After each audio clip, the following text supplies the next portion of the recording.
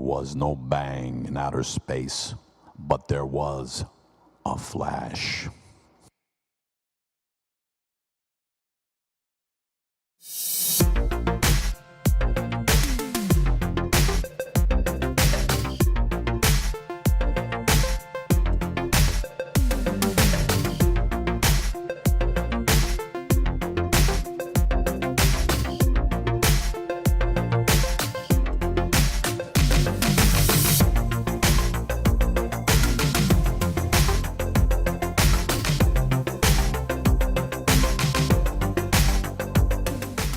Hi, I am Cyber Eva, and this is the Doc Speaks Show, presented by Accelerating Evolution LLC. And here is our host Doc, a voice coming to you from the internet wilderness deep in cyberspace.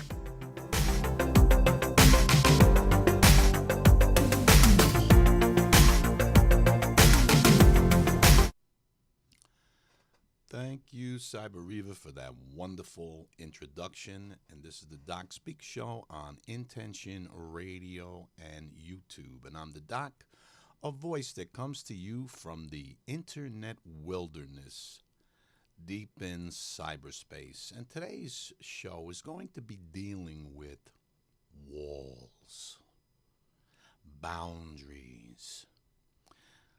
That's what we're going to be talking about.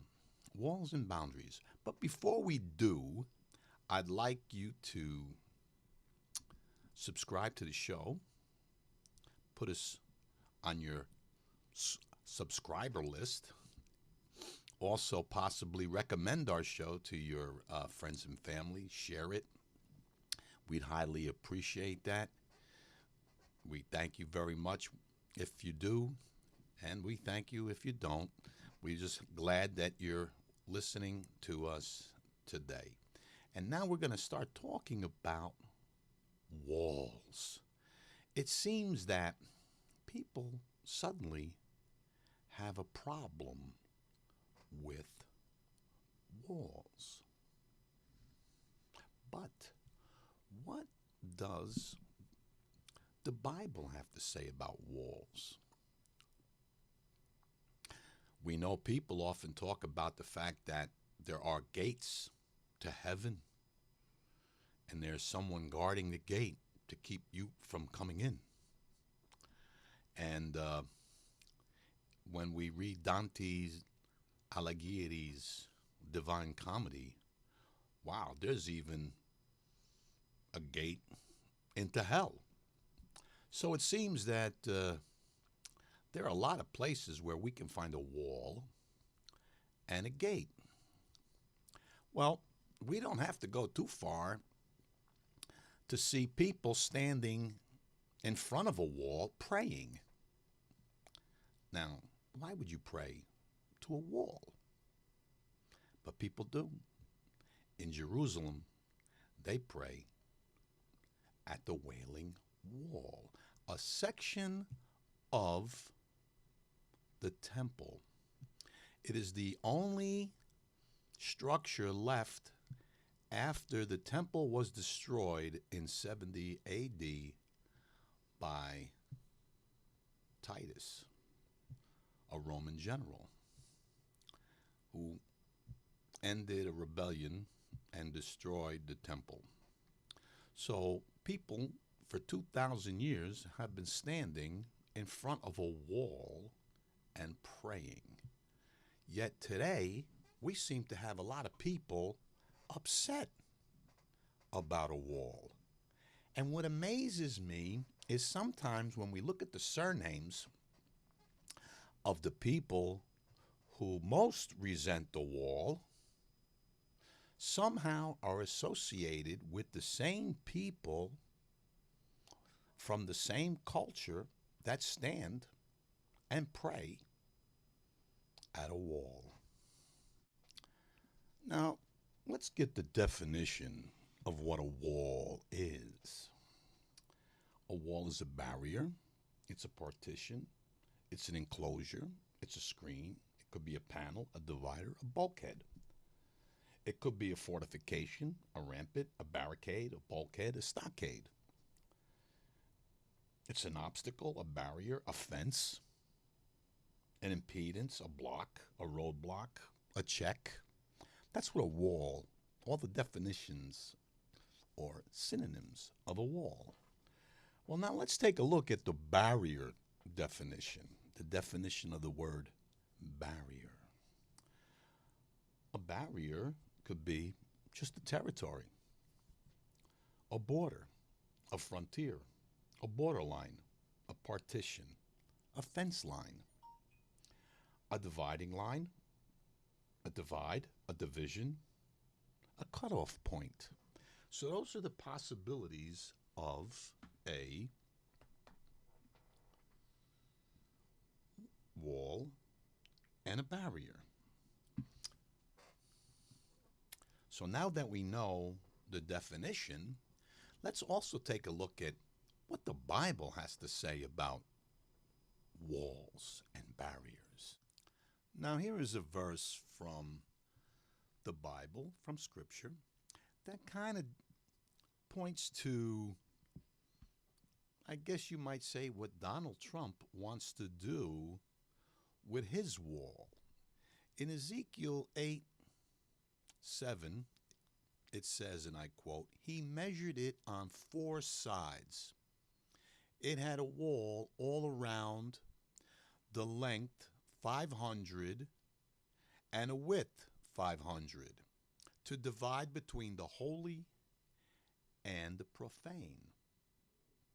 So here's a wall that keeps out wicked people and separates them from the holy people.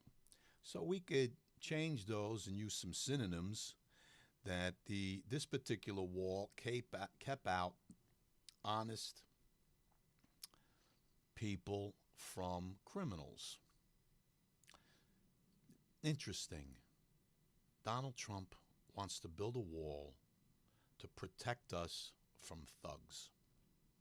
He wants to build a wall so that we can only permit the holy, the righteous, the law-abiding individual into our nation and keep the profane, the wicked, the evil, the thief, the thug, the drug dealer, the murderer, the rapist out.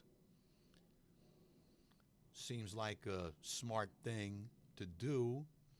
After all, that's what they did, and that's what I guess God ordered in order to have a wall around their temple and possibly even their city, because in Nehemiah 2:17 it says, and I quote, "Then I said to them, you see the bad situation we are in, that Jerusalem is desolate and its gates burned by fire? Come, let us rebuild the wall of Jerusalem so that we will no longer be a reproach." End of quote. So that no longer will people be able to attack us. So no longer people will be able to come in here and kill us. That's what that means. So, gee, our president, Donald Trump, wants to keep people from no longer being a reproach. Sounds like right out of Scripture for me.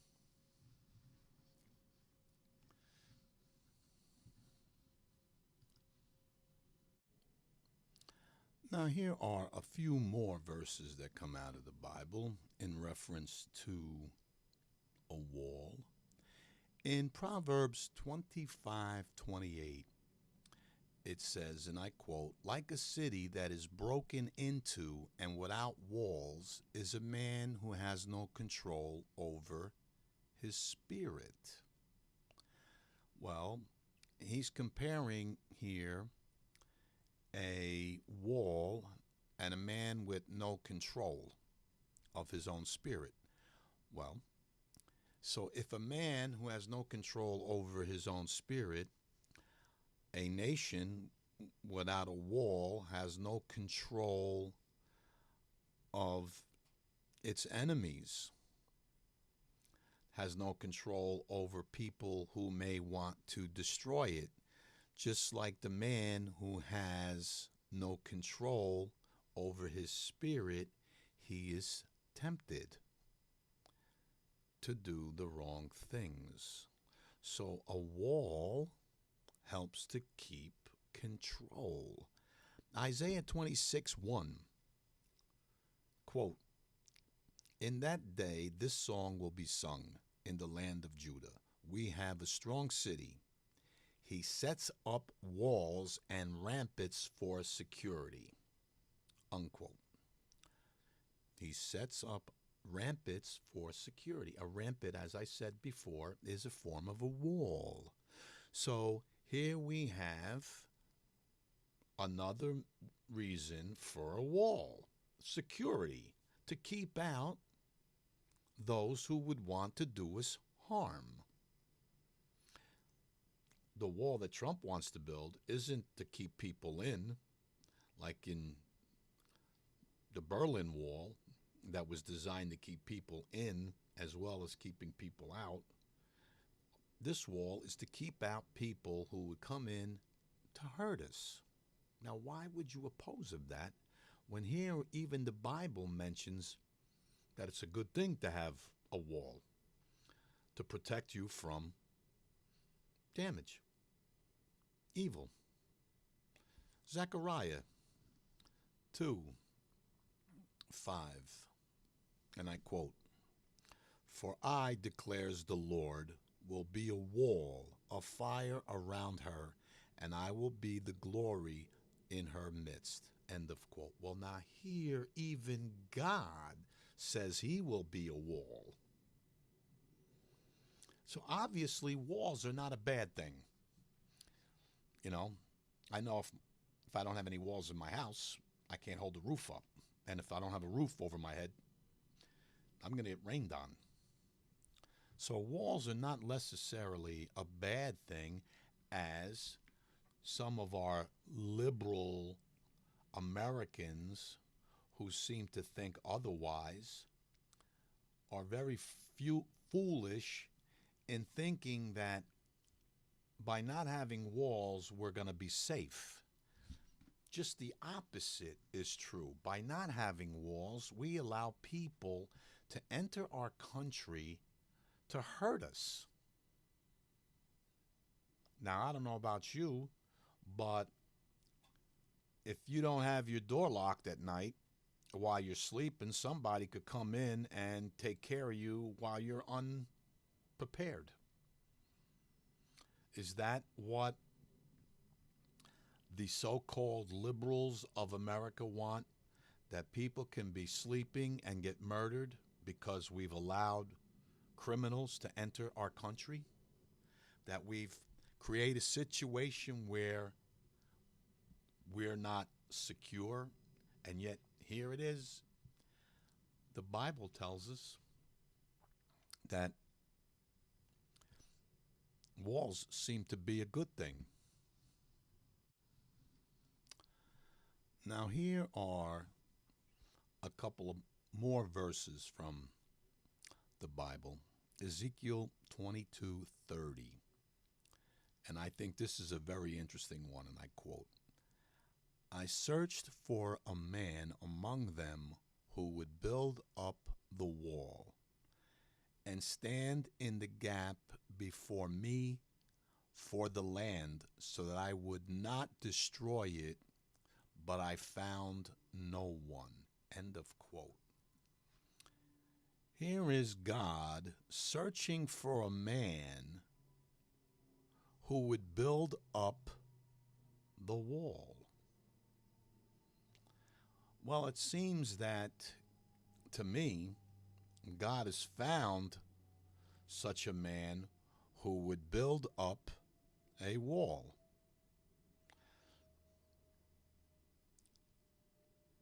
And there you have it. God is looking for a man to build a wall. Now let's look at Revelation 21:12 through 19. It had a great, and I quote, it had a great and high wall with 12 gates, and at the gates 12 angels, and the names were written on them, which are the names of 12 tribes of the sons of Israel. They were 3 gates on the east, and 3 gates on the north, 3 gates on the south, and 3 gates on the west. And the wall of the city had 12 foundation stones, and on them were the 12 names of the 12 apostles of the Lamb. End of quote.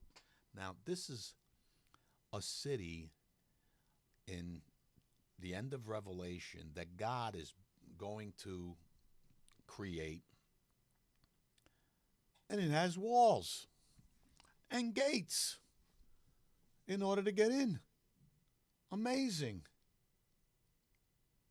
Isn't that amazing? Even God builds walls. So here we have it. A man that God was searching for, and he must have found him because he wants to build a wall. And we also see that God builds walls around his city, where he plans to be for all eternity on the planet Earth, not this Earth, but a new Earth in the future. He's going to build a wall. Now, isn't that amazing when we have many, many, many, many, many liberal, non-believing people? They must be, because obviously they never read the Bible. If they did, they would know better, about how they don't like walls. But we see from Scripture, and I have other verses that show when you don't have a wall, people come in and burn your city down. Maybe I'll post a few of those as well. But I wanted to point out that God was looking for a man who wanted to build a wall. Now, right now, I'd like to take a quick moment and kind of pitch my books. That's right, I've written a number of books, and you can find them on Amazon, both in the Kindle format and on paperback. You will find Matt 2540, which is a nonfiction book based on Matthew 25:40. What you've done for the least of brothers, you've done for me. And I think you will find it to be a very interesting story with a lot of interesting characters. Also, there's a book, another one, it's again fiction. It's titled An Interview with Death. And it's about a person who dies and gets an encounter with the angel of death, and they have a question and answer period. So again, it's a fiction, and it's an easy read, and you might enjoy it, and something you might want to pick up quickly. You can get it on Kindle, so you can have it for Christmas. Also, there's a book about the book of Revelation. It's called A Journey Through Revelation. And what I've done is I've not taken any particular doctoral approach to the book of Revelation, but rather a literary one. Since I was a teacher for, and still am at the college level, and I taught reading and writing, and looking at it from a literary standpoint, meaning who are the main characters of the story, who's the protagonist, who's the nemesis, and what's the plot, and so on and so forth. And it gives you a whole different perspective of what's going to happen or what already did happen in the book of Revelation. Because if you go through it from the perspective that I'm talking about, you may find that some of the things have already happened, and a lot of the things that people think of being in the future have actually taken place in the past. So take a look at that. It's a nonfiction, because it's a commentary on the book of Revelation, and I think you'll enjoy it. Give you a whole different look, and my books are very inexpensive, and because we're not trying to get rich, but we do want to present a message. So please go to Amazon and type in my name, Anthony Raimondo, Raimondo, and you can look for A Journey Through Revelation, An Interview with Death, or Matt 2540, and enjoy the read. Thank you. Now let's take a look at what the Bible has to say about boundaries. Boundaries. Let's take a look at Deuteronomy 19:14, and I quote, "You shall not move your neighbor's boundary mark, which the ancestors have set in your inheritance, which you will inherit in the land that the Lord your God gives you to possess." Proverbs 23:10, and I quote, "Do not move the ancient boundaries, or go into the fields of the fatherless," unquote. Deuteronomy 27:17, "Cursed is he who moves his neighbor's boundary mark," and all the people shall say, "Amen." End of quote. Proverbs 22:28, "Do not move," and I quote, "do not move the ancient boundary which your fathers have set." End of quote. Now, they're just talking about property lines. Don't try to encroach on someone else's property. Well, if you're an illegal alien and you cross the borders and you're trying to, gain some wealth somehow or other, aren't you encroaching on someone else, in a matter of speaking? But see, boundaries are also something else. Boundaries are, like, for example, today we often hear, women accusing some man of sexual harassment. Well, that's crossing a boundary mark. Now, I kind of think it's gone a little overboard. So if I say to a woman, "Oh, gee, you look very attractive today," or "Gee, you look very well dressed," or something to that effect, that I'm giving a compliment to a person's appearance because they look nice, that's considered now sexual harassment, because I've crossed a boundary that I shouldn't have complimented her. So that's another kind of boundary. Often people will ask you something and you really don't want to do it, so you're afraid or ashamed to say no. Well, then you've allowed a person to encroach on your boundary of what you're willing to do. So there are many ways where we have boundaries and walls. People put fences around their property. That's a boundary and a wall. Why? Well, maybe you want to keep the dog in, or you want to keep the neighbor's dog out. You have a reason. Why? Because something may encroach on your property or person. So when that happens, it's encroaching on your particular boundary, and you want people to stay out of your boundary. So we put up different ways of saying, "No, you can't come here." So that's a boundary. So putting up a wall around a border of a nation is saying, we're putting up a boundary. We're saying to you, no, you just can't come in. You just can't walk in the door without permission. You have a door in front of your house. That door is a boundary to keep people out unwanted. You want somebody to come into your office, you may ask people to knock. Well, why do you have them knock? Because you don't want somebody invading your privacy in your office without your prior knowledge. So that you request them to knock to get permission to enter into your space. That's another form of boundary. Now, here's a verse from Scripture that deals with boundaries and boundary.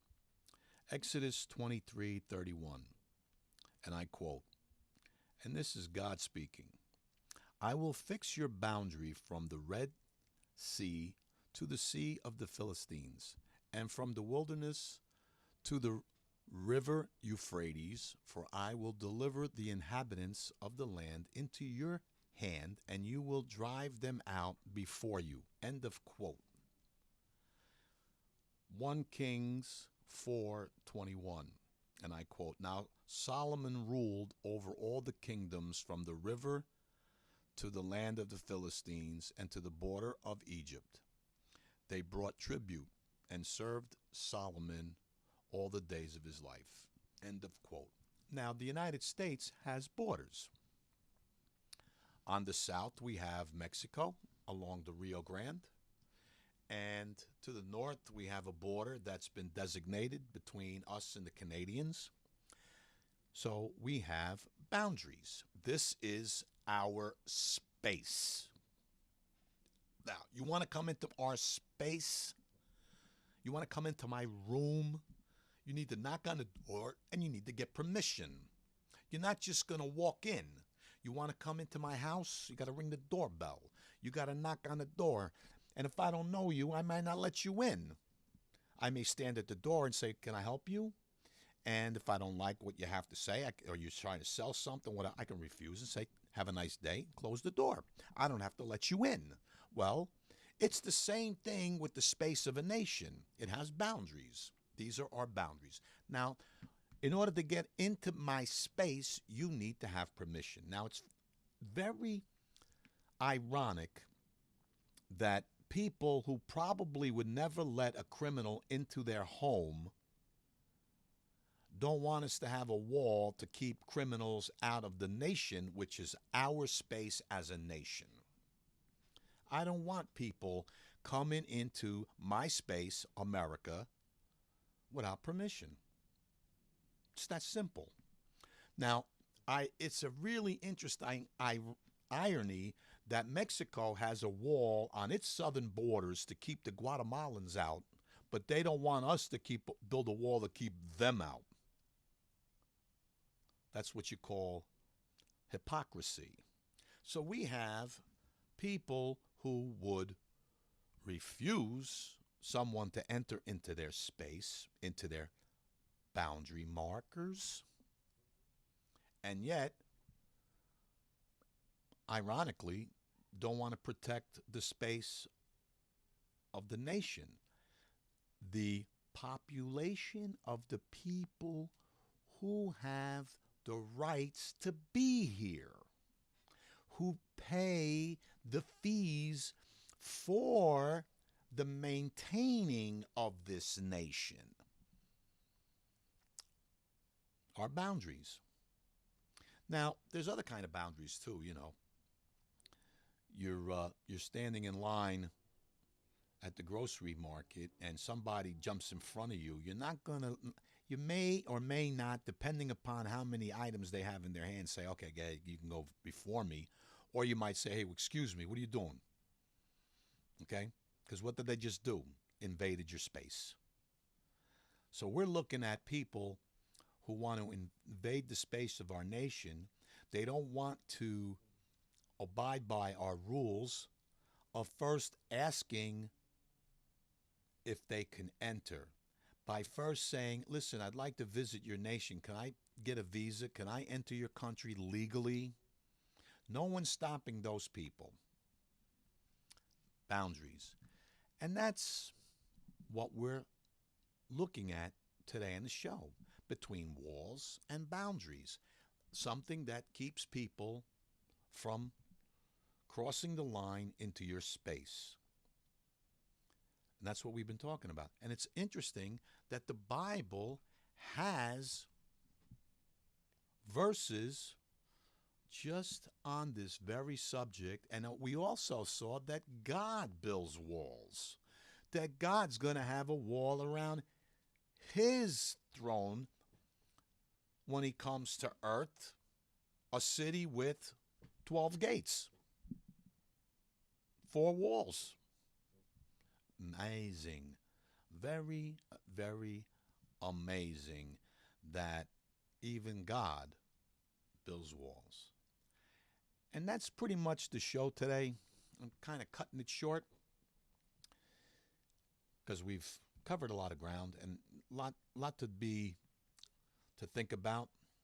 But another thing that I want to do before I close is that I'd like to mention that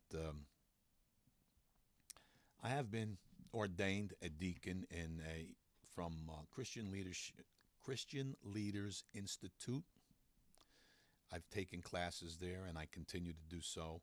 Not to mention that I already have a PhD, 2 masters. You could say I'm a professional student, and I've done a number of things. But one of the things that I guess the Lord is calling me to do is that I've been very effective in creating meditations.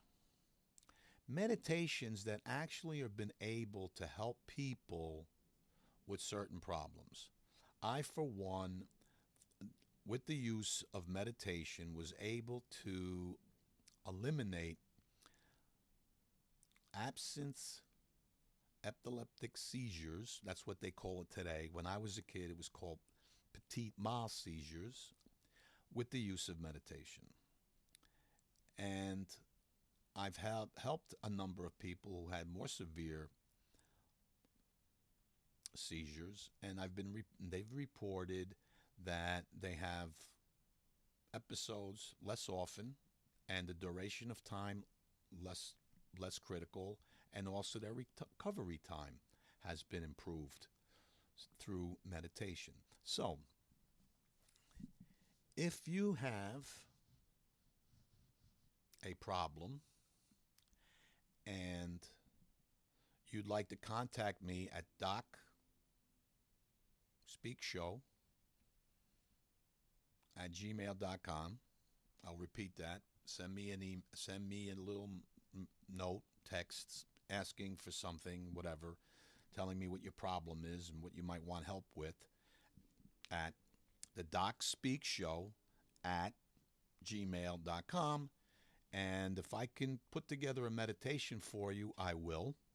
So keep that in mind for if you need any help that way. Okay, and again, I'd like to mention that you may want to pick up one of my books on Amazon. I'd appreciate it. I'm retired. I do some adjunct teaching as a professor at a university here in New Jersey. But I support my own show here and so on and so forth. So if you pick up a book, and they're inexpensive, I would highly appreciate it. And thank you so very much for listening. And I hope you have a wonderful Merry Christmas. Until next time, God bless. For those of you who might be interested in having me produce a meditation for you, here is a sample of one of the meditations that I've created. For your listening right now, you may want to follow along and do the meditation and see how you feel.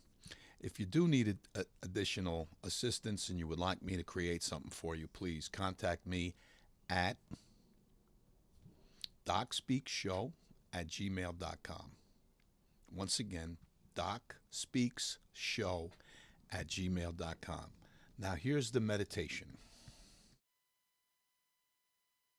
Now your eyelids are closed.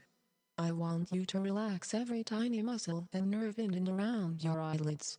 I want you to relax them so much that they wouldn't work even if you wanted them to. When you know that you've relaxed them so much they wouldn't work even if you wanted them to test them. Alright, that's fine. Stop trying and just relax and go deeper.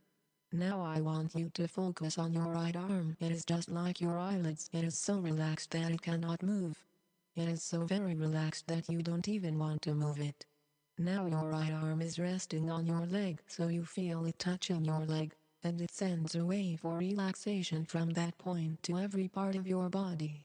You feel a wave of relaxation moving around in your body. Each time it moves around, you become even more relaxed. You are going deeper and deeper into relaxation. Now, focus on your left hand. You sense your left hand touching your leg, and it sends another wave of relaxation round your body, doubling the feeling of relaxation throughout your body. This takes you deeper into relaxation. You begin to feel a sense of stillness. Your body is so relaxed and at peace.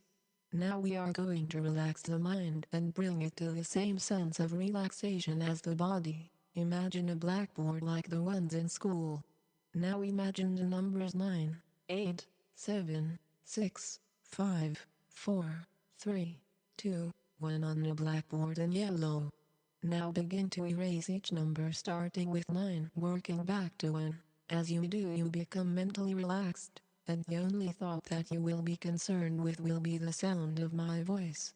Now begin to erase the number 9, 8, 7, 6, 5, 4, 3, 2, 1. The numbers are gone and your mind is relaxed and still. It feels good to relax. I'd like you to use your imagination now. I want you to imagine a beautiful lush tropical garden. This is a paradise, and like a paradise there are only wonderful things here. No harm can come to you here.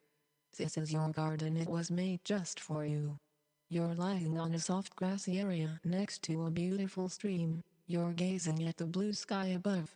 A cloud drifts by, and as your eyes follow it across the sky, you feel a tranquil peace fall upon you. You feel the warmth of the sun as it cradles your body.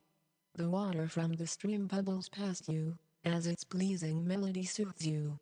A scent of exotic flowers are carried to you by a soft breeze that is blowing, and as you breathe it in, the perfume moves through you, and with each breath a deeper, more relaxed feeling comes over you. You want others to feel this too.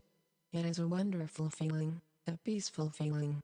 You look up into the lush green trees, and at the top of one is the most beautiful butterfly that you have ever seen. It starts to glide, its colorful wings outstretched to catch the breeze. You watch the beautiful butterfly drift slowly downward, and as you see it drift slowly downward, so too will you drift into the deepest state of relaxation. So, as I count from 5 down to 1, you will feel your body drift downward like that of the butterfly. 5, 4, 3, 2, 1. Tell people about this. I would like you to focus all your attention on an area in the middle of your forehead, so that your whole concentration becomes completely focused on a point in this area, and I would like you to imagine the Holy Spirit as a tiny white ball of light, now hovering just in front of your forehead, just floating in midair, right in front of your forehead, and this tiny white ball of light is in every way the size and appearance of a tiny distant star, a shimmering glowing star, shining brightly in the night sky, radiating energy and light, and you may very soon feel a slight tingling sensation, or feel a warm comforting glow, as you become aware of the radiant vibrations coming from this tiny white ball of light that shines ever more brightly as it hovers just in front of your forehead. And now, I would like you to see this tiny white ball of light slowly begin to float upwards, just gently lift up into the air, higher and higher, until it reaches a point about a foot above your head, and as it hovers there, just above your head, I want you to see it begin to grow in size, and as it begins to expand, shining more and more brightly, you become more aware of the radiant quality of this illustrious object. See the purity of its color, like the pure white of freshly fallen snow. Feel its radiant warmth, like a gentle heat from an open fire, and you know it's God's love. Maybe even hear its faint vibrations as it grows larger and larger, giving off a more brilliant light all the time, and as it grows to the size of large ball, you instinctively become aware of its healing qualities, sensing that its radiant energy can heal disease, quell any discomfort, revitalize and energize anything it touches, and as it hovers there, just above your head, glowing even more brilliantly, you feel yourself drawn to this healing energy, more and more, and you want others to experience this too, as you sense its purity, and its inherent goodness, knowing that its healing qualities have no limitations, and know no boundaries, when it comes to seeking out and destroying any disease or discomfort, and you will want to immerse yourself in this radiant energy, to bask in its purity, knowing that you can only benefit from its wonderful healing properties. And now, as you think of this, the ball slowly begins to open, showering you with its pure healing white light energy, energy that will revitalize you and balance you, energy that will cleanse and heal every part of you. And as the free-flowing stream of energy begins its downpour, you realize God's love. I want you to feel this stream of healing energy freely flowing down into every part of your body, down through the top of your head, clearing out any negative thoughts or emotions, and installing new feelings of well-being and balance as it goes down your neck and shoulders, relieving any tension or stress there, and all the way down your back, entering every muscle fiber and nerve in your spine, clearing away any toxins that may have gathered there. And as this fountain stream of pure healing white light continues cascading down, pouring into every last cell in your whole body, cleansing and revitalizing you, healing and rejuvenating you, you may begin to feel more and more uplifted, more and more alive than you have felt in a long while, as feelings of health and well-being. You want this for others. It begins to resonate through your entire system. And now, as the constant stream of energy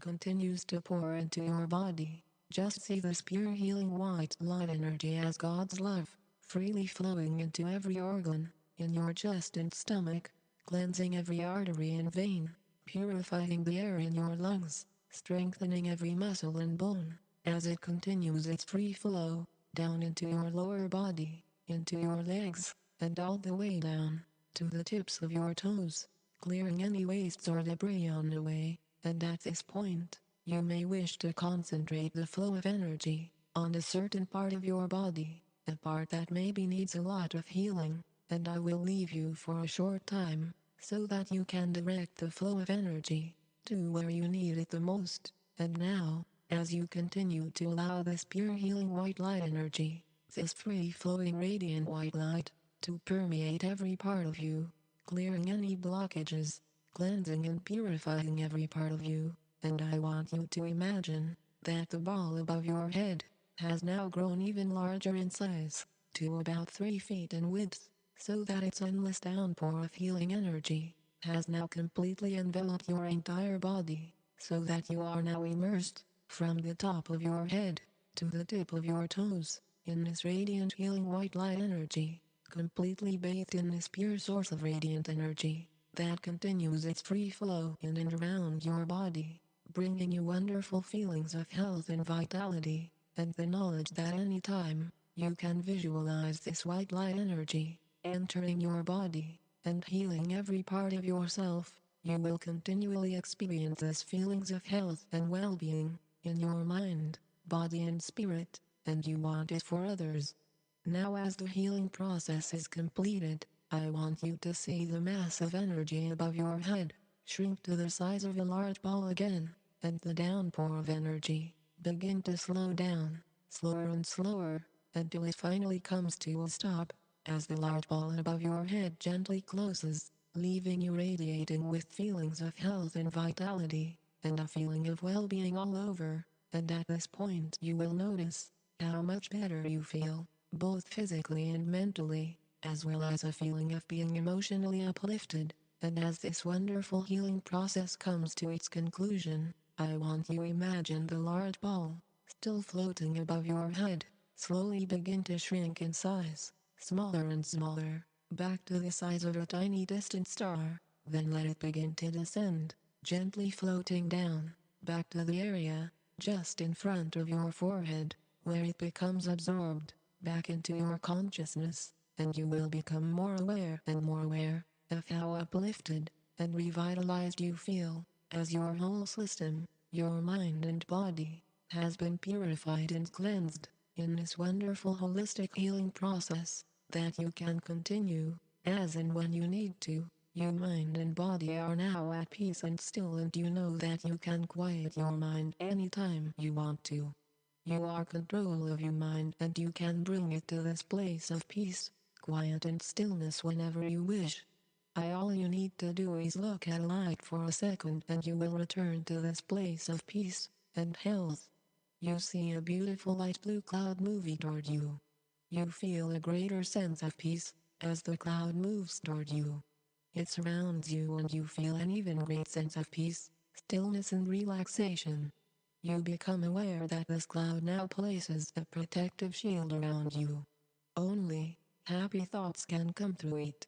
You also know that whenever you wish to quiet your mind can come to this place and still your mind and relax and be quiet and peaceful just with a glance at a light. The blue cloud lifts upward, leaving you feeling full of peace and quiet. You have a new sense of confidence in quieting the mind when you desire. Any thought can be erased just as you erased the numbers. You simply erase them.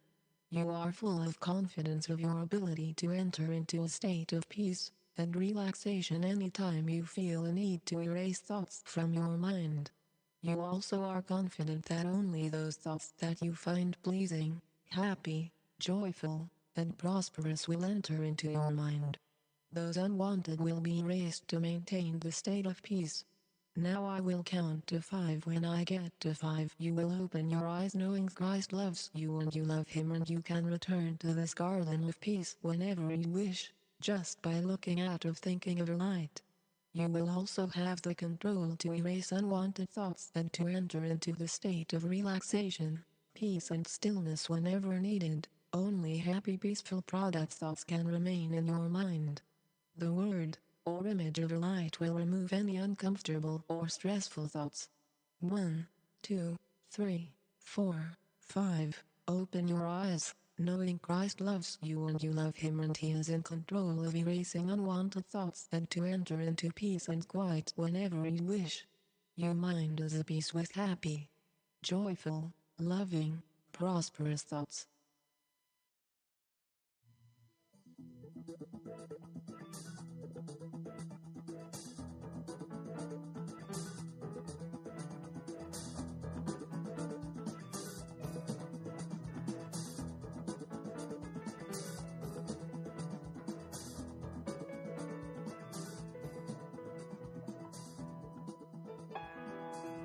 This has been another enlightening episode at www.intentionradio.com. Stay tuned for more.